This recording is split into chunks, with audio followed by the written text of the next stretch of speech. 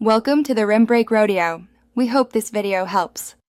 You start by ensuring you have administrative rights and a secure connection.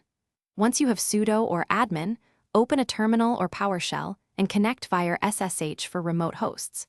Run simple detection.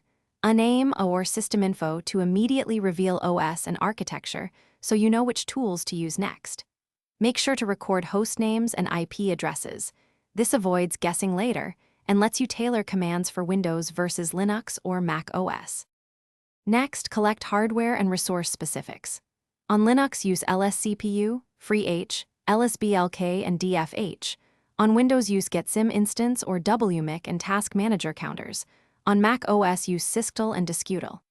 Once done, capture network details with ipedder or ipconfig, netstat or ss for active sockets, and route tables to troubleshoot connectivity. Make sure to note differences like virtualized CPUs versus physical cores, so you can interpret performance numbers correctly and plan fixes.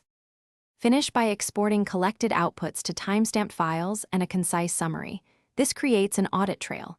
Validate driver and kernel versions and check for pending updates that could affect stability.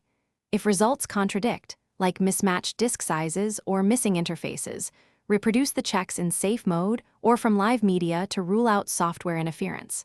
One key troubleshooting tip: restart only the affected service first, not the whole system, so you preserve state for further diagnosis.